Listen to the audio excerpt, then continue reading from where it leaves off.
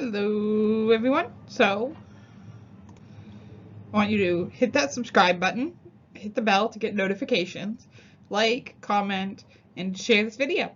Thank you for watching. Hello, so this video is on mastering self-confidence. What is self-confidence? Confidence in oneself and in one's powers and abilities.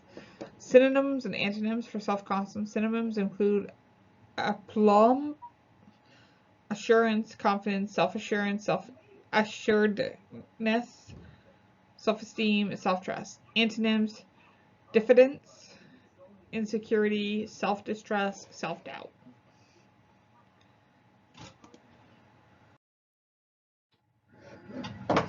Benefits of having high self-confidence.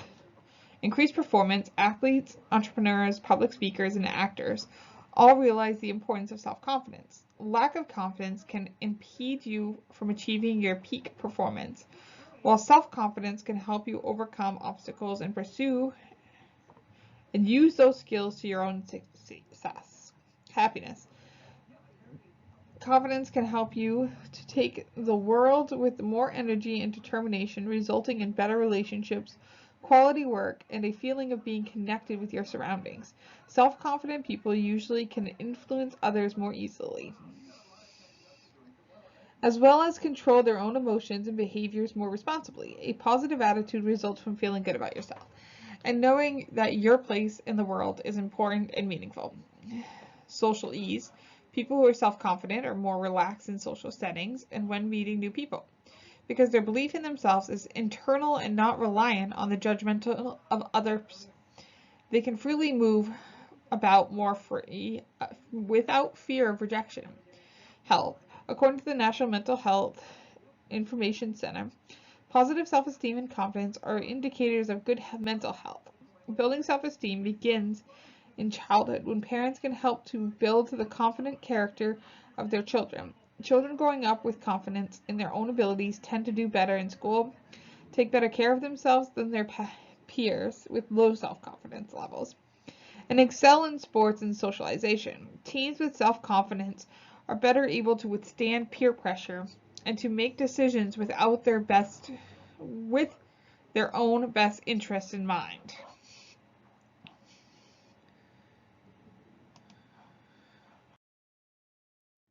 Fear and self-confidence. It took me a long time to understand this, but the opposite of confidence and self-esteem is fear. That's why if we want to boost our confidence, we must understand fear at a deeper level. If we think a fear is silly, exaggerated emotional reaction, we'll probably react to it with shame and disgust. But if we see a fear as a legitimate response, we'll view it differently. Fear becomes a powerful sixth sense worth listening to. Confidence is being able to see whether the fear is legitimate or not, and finding a way to push forward towards your goal. Mastering your fears. The main step to mastering your fears is to be able to tell the difference between a silly fear and a legitimate one. Most fears are created by our imagination and never to come pass.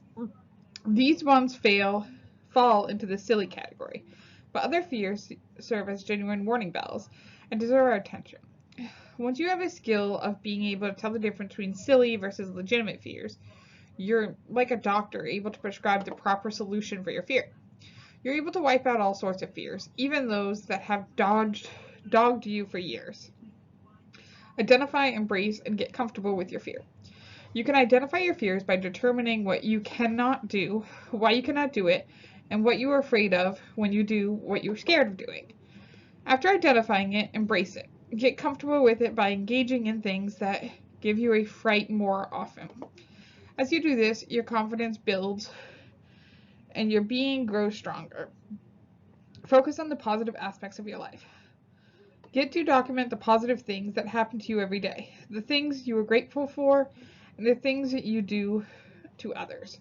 Identify the worst case scenario and get ready for failure. Worst case scenarios, in as much as they do not look good most times, they actually are not as bad as you imagine. It is important to know that you will always be held back and hindered from achieving success in your life if you do not come to terms with the worst case scenario. As a good example is extreme athletes like downhill skiers and skydivers. Their worst case scenario is death. Defining the difference: self-efficacy, self-confidence, and self-esteem. While most people generally think of self-esteem and self-confidence as two names for the same thing, probably rarely think about the term self-efficacy, these three terms hold slightly different meanings for the psychologists who study them. Self-efficacy is defined as an individual's beliefs about their capacity to influence the events in their own lives. This differs from self-esteem in important ways. The definition of self-esteem often rests on ideas about an individual's worth and worthiness, while self-efficacy is rooted in beliefs about the individual's capabilities to handle future situations. In this sense, self-esteem is more of a present-focused belief, while self-efficacy is more of a forward-looking belief. Self-confidence is defined as confidence in oneself and in one's powers and abilities. Many psychologists tend to refer to self-efficacy while considering an individual's beliefs about their abilities concerning a specific task or set of tasks, while self-confidence is more often referred to as a broader and more stable trait concerning an individual's perception of overall capacity. Self-esteem. Self-esteem is made up of two distinct components: self-efficacy, or the confidence we have in our ability to cope with life's challenges, and self-respect, or the belief that we are deserving of happiness, love, and success. Self-esteem at high and low levels can be damaging, so it is important to strike a balance in the middle. A realistic but a positive view of the self is often ideal.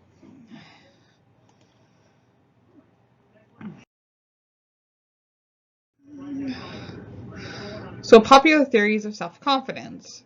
With these definitions in hand, we can take a closer look at common beliefs and popular theories surrounding self-confidence and self-esteem. So on this page, we have Maslow's hierarchy of needs. Maslow's hierarchy of needs is an iconic, although somewhat out-of-date, framework in psychology. Theorizes that there are several needs that humans must have met to be truly fulfilled, but generally the most basic needs must be met before the more complex needs that can be met. In his pyramid, self-esteem is the second highest level of need, just under self-actualization. According to Maslow, humans must have their needs of psychological stability, safety, love, and belonging met before they can develop a healthy self-esteem. He also noted that there are two kinds of self-esteem, a higher and a lower. The lower self-esteem derived from the respect of others, while the higher self-esteem comes from within. In the years following his introduction of the hierarchy of needs, Maslow refined his theory to accommodate the instances of highly self-actualized people who are homeless or individuals who live in a dangerous area or zone but are also high in self-esteem. This hierarchy is no longer considered as a strict theory of unidirectional growth, but a more general explanation of how basic needs are met allow individuals the freedom and ability to achieve their more complex ones. So this used to be you have to do this one first and the safety, then the love, but now they're saying you can have self-actualization, but not necessarily the security and the safety, depending on your situation.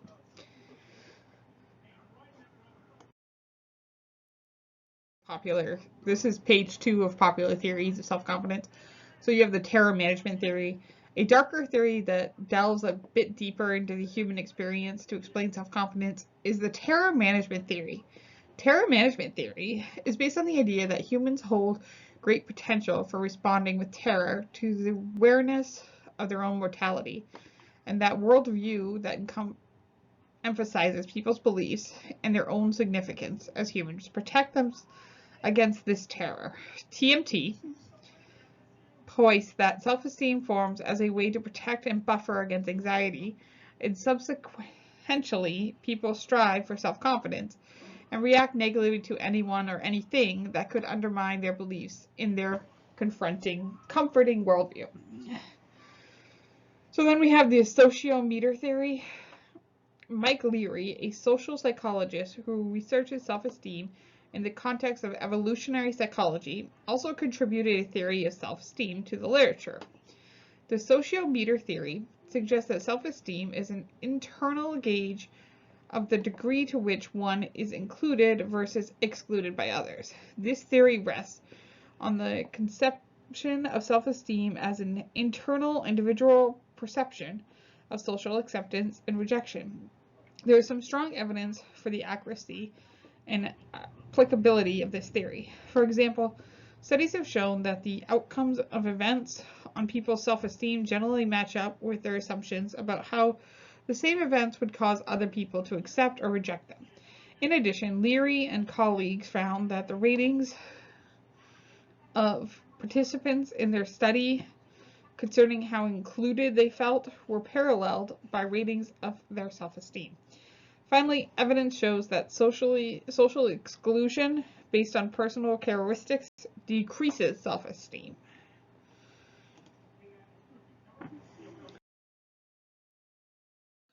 Hello, so this is 9 lessons for practicing your self-confidence.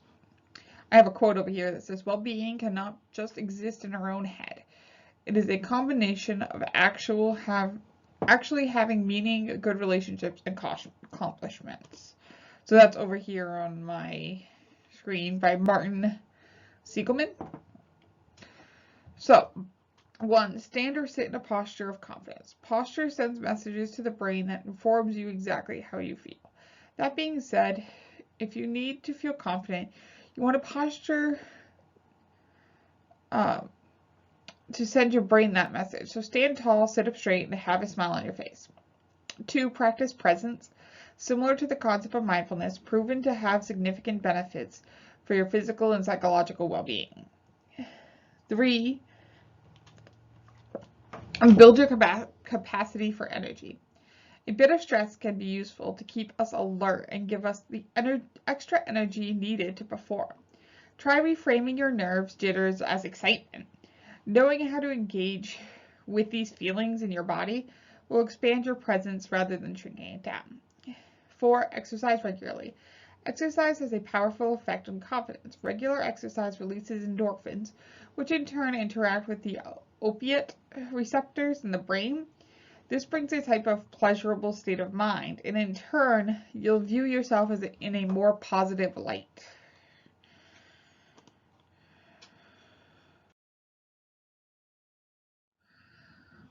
So page 2, I have another quote over here on this side this time. Happiness does not simply happen to us. It's something that we make happen, and it comes from doing our best. So then we go to 5, visualize. And so you want to imagine confidence. Close your eyes and relax your body completely. Stay firmly connected with the sensation of relaxation. And in your mind's eye, see yourself speaking on camera or doing whatever activity for which you require more confidence. Allow the feelings of comfortable presence pervade your body and your mind. 6, give yourself permission to be in the process, take risks, and make mistakes. From the outside, we often think, wow, everybody is more happy, beautiful, creative, successful, active, etc. than me. I'm not good enough to be like them. What we don't tend to consider is that failure is inherent in accomplishment, and that in order to pursue our goals, we have to work hard and face our weaknesses. Even those who are exceptional in some areas of life are likely struggling in others. What we don't tend to consider is that failure is inherent in our accomplishment, and that in order to pursue our goals, we have to work hard and face our weaknesses. Even those who are exceptional in some areas of life are likely struggling in others. Allowing yourself to be a learner, to be a novice. Trust that it's okay not to be perfect. In fact, you'll likely provide inspiration to others in similar situations.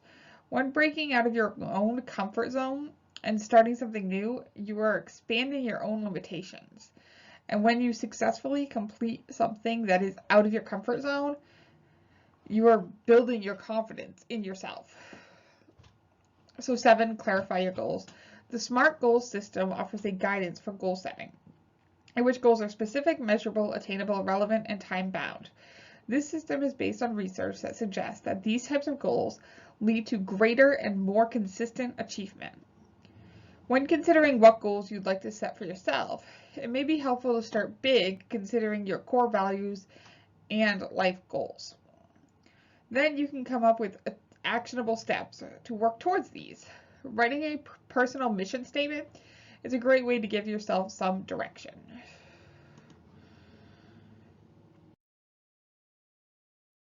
And this time I have number 3. I have a couple images and this thing down here, but we're going to start with speak well to yourself.